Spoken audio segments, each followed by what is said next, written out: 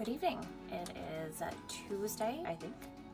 Today I'm going to show you how I recreated this medieval coin pouch. It is based off of the Bergen money pouch, which was found in modern day Bergen, Norway. Specifically, this was excavated in the 1980s when they were doing work on the Hanseatic Historic Wharf District. And today that area is famous and is seen in many photos of brightly colored wooden houses right along the waterfront. And the bag is believed to date to the 13th century.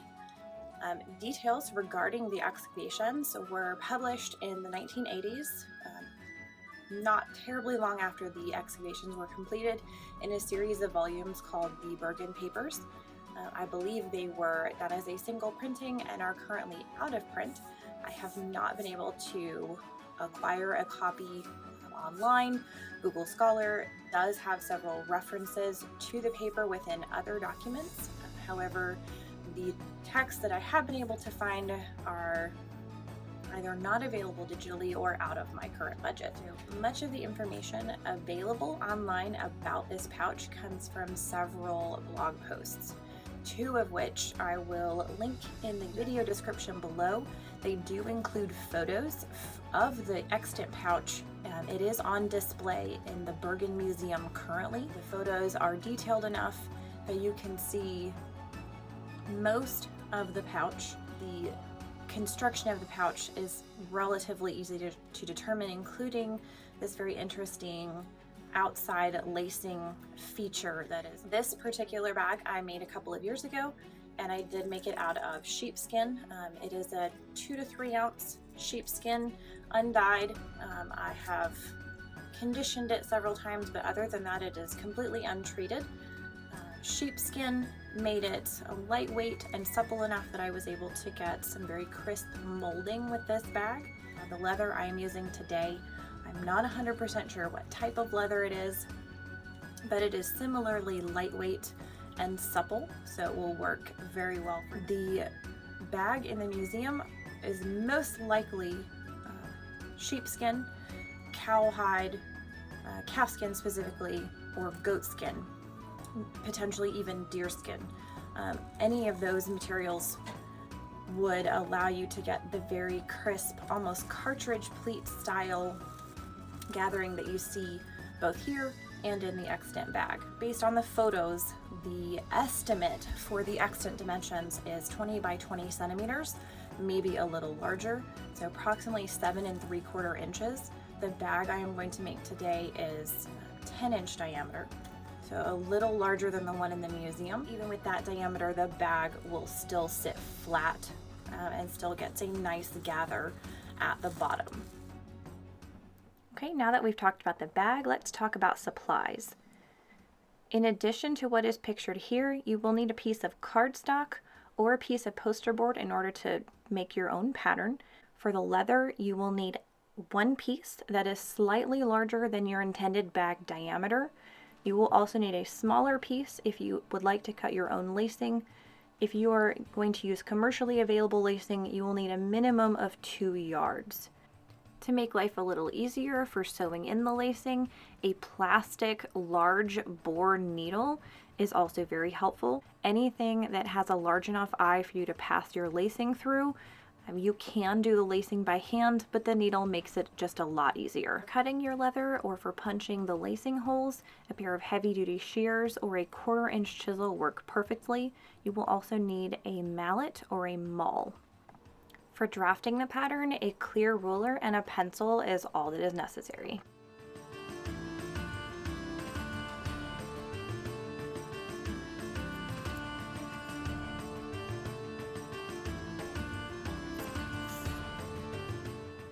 If you would prefer to not draft your own pattern, there is one available to print from the Catafalque blog that is linked in the video description.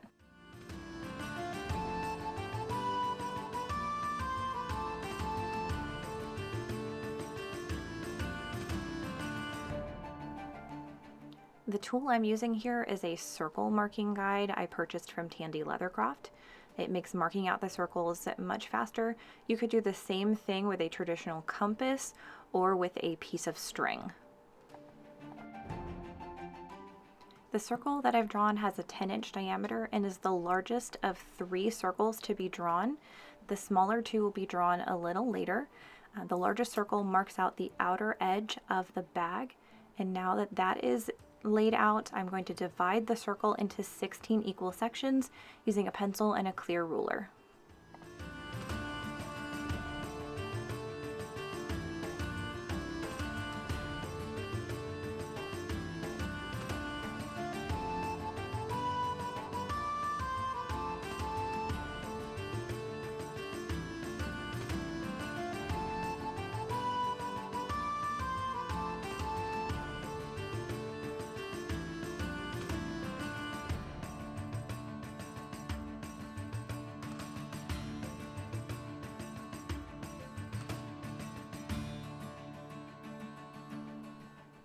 The second circle will be used to mark the holes for the top row of lacing holes that will form the throat of the bag.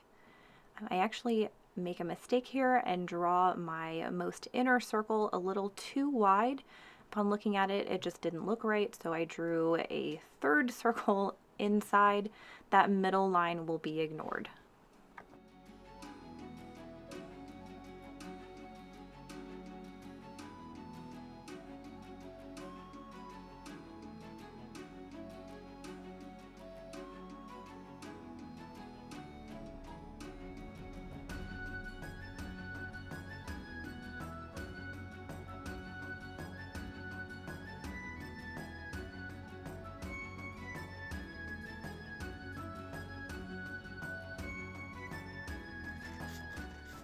Now that the pattern's complete and following very closely to the edge of the outermost circle that you drew, go ahead and cut out your pattern.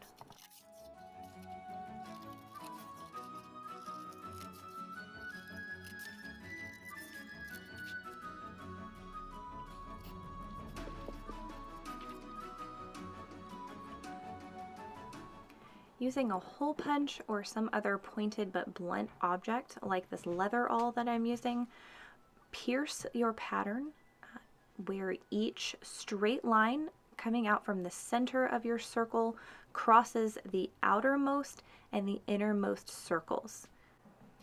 Once transferred to your leather, these holes will become your lacing holes, and going ahead and punching holes in your pattern now makes it that much easier to transfer it in just a few moments. Once you've punched all the holes, your pattern should look very much like this.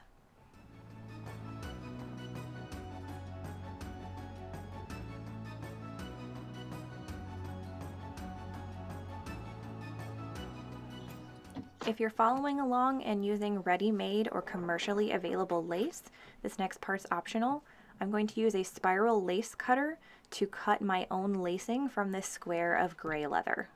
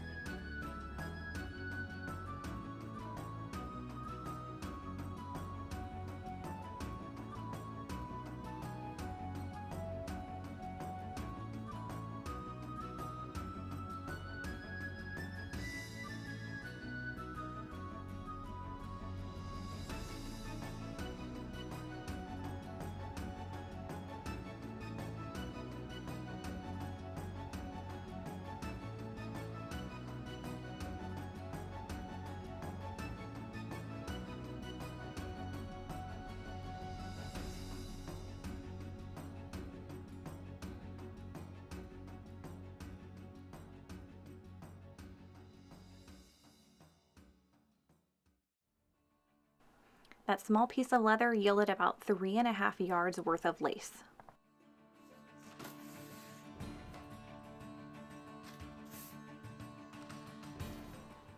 Place your pattern on your leather and trace it using a pen or a Sharpie.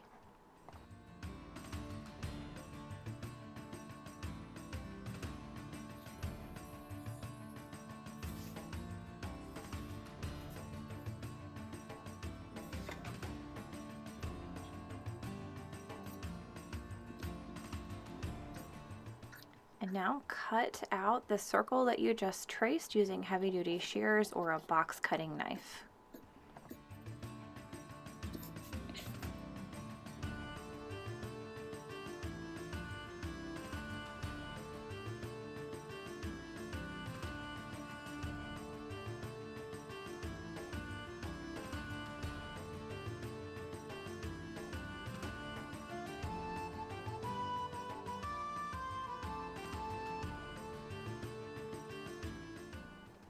Placing your pattern back onto the circle of leather you just cut out, and using the holes that were previously punched, mark the holes on the leather using an awl, as I'm doing here, or a pen.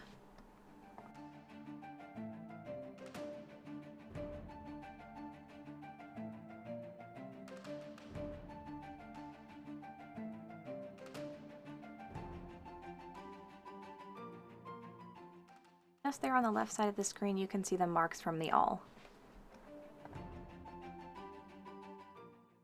And using the holes that you just marked, go ahead and cut your lacing holes as vertical slits into your bag. Here I'm using a 1/4-inch chisel. In a moment, I'll show you how to do the same thing using your shears.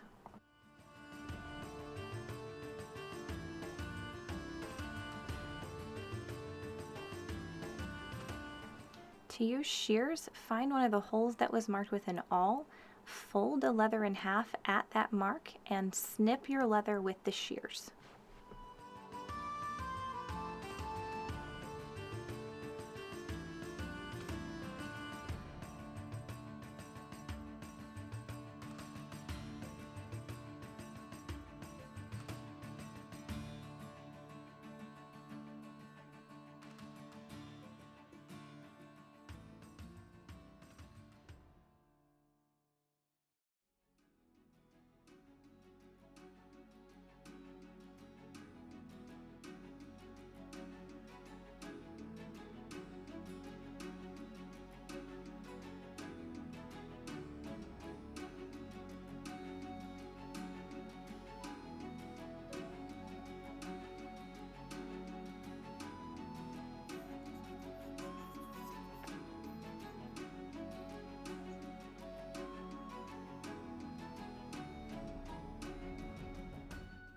To begin assembling your pouch, lace your needle, and starting in the center circle from the inside of your pouch, run your needle through from the inside to the outside.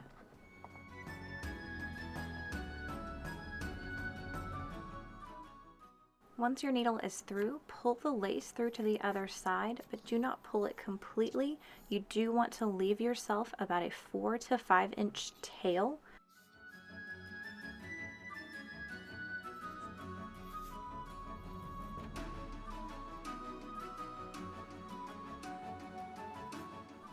To continue and to complete the lacing of the center circle, take your needle and run it into the next lacing hole on the outside and run it all the way through to the inside.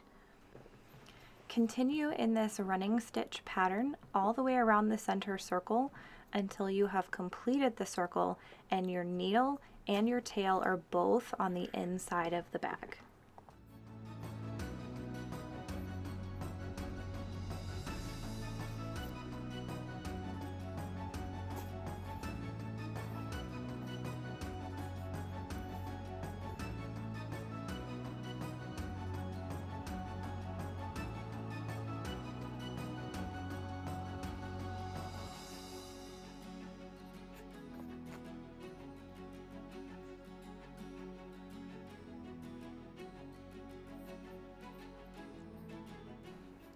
I do apologize for my hands being in the way. Unfortunately, at this point, my overhead camera battery had died.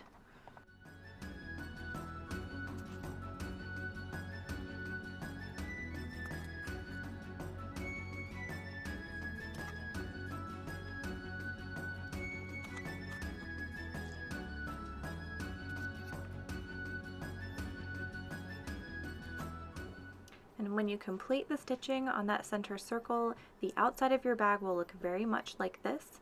Both your needle end and tail end should be on the inside of the bag, and it will leave you with a nice running stitch pattern. The inside of your bag will look very similar, except it will have the two tails, and we are not going to cut off the excess of those tails. For now, we are going to leave them as is. The next step is to do the exact same thing for the outer circle, except this time we are starting from the outside instead of the inside, and you want to leave yourself a slightly longer tail.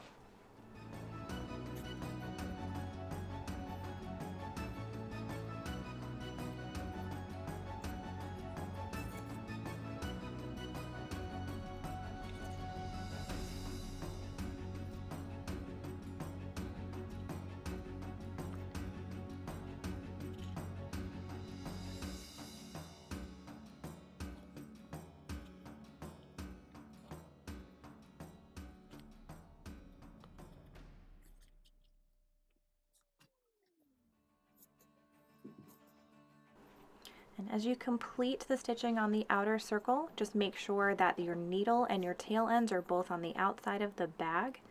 The finished stitching as it is currently should look very much like this inside and out.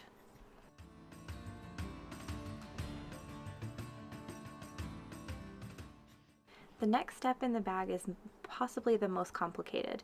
Using the tails of the center circle on the inside of your bag, begin pulling and cinching the bottom of the bag into a tighter circle. You will eventually want to leave yourself with a shallow bowl at the bottom of the bag, with the upper portion of the bag fanning out around it almost like a flower. Be careful not to cinch the bottom too tightly, as you still want to be able to access any items placed into the bottom of the bag.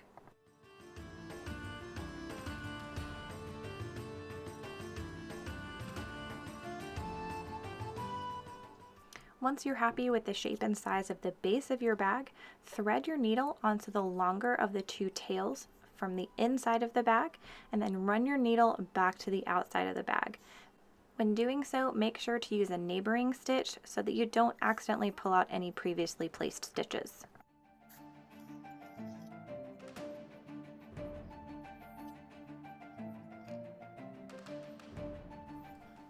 To get the fancy looped effect around the base of the bag, take your needle and run it underneath one of your previously placed stitches. We are not running the needle back and forth from the inside to the outside of the bag this time. We are just looping that lace around the straight stitches you already made as pictured here.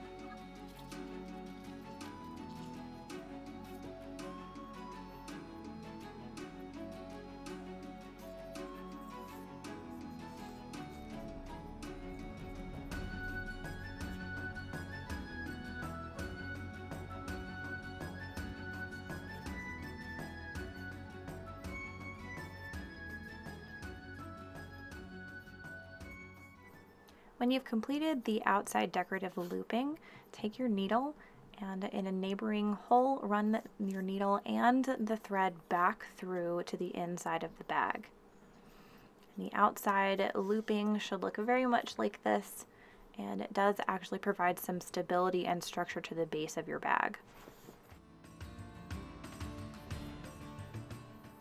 To secure the inside of your bag, take your tails that are left over, tie them into 2 double overhand knots or a half hitch, and you can secure the knot with glue, or as you'll see me do in the video, you can loop the ends through the stitches on the inside of the bag, similar to the decorative looping, and that secures them neatly in place. And then you can trim off any excess with scissors.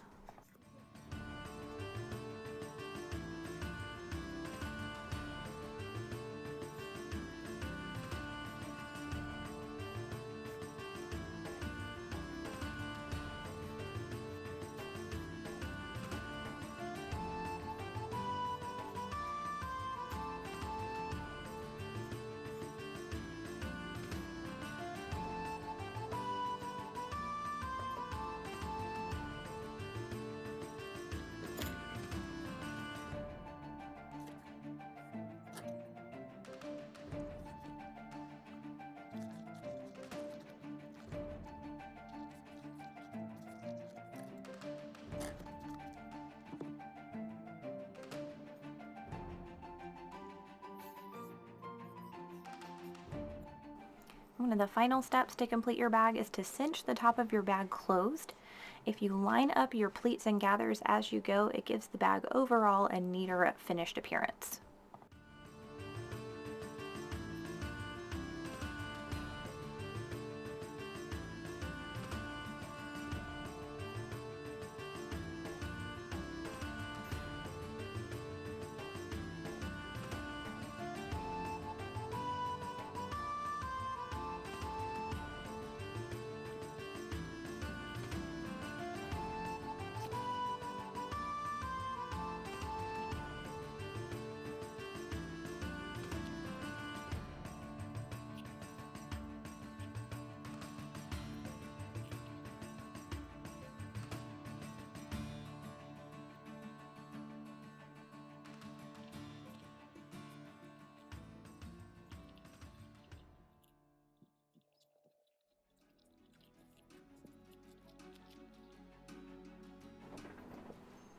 So now that your bag is complete, how do you keep it closed? So we are going to wrap the loose ends crisscrossed around the front and back of the bag. To start that, tie a loose slip knot about 2/3 of the way down your tails. Take your strands close to the bag, cinching it tight, crossing them in opposite directions, and wrap them around to the back of the bag. You are then going to cross them over each other again and bring them back around to the front.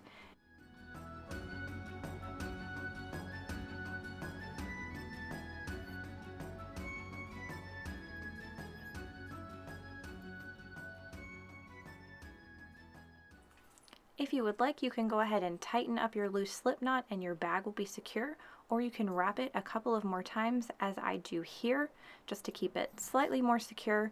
Tighten up that loose slip knot, trim off any excess on the tail end, and your bag is complete.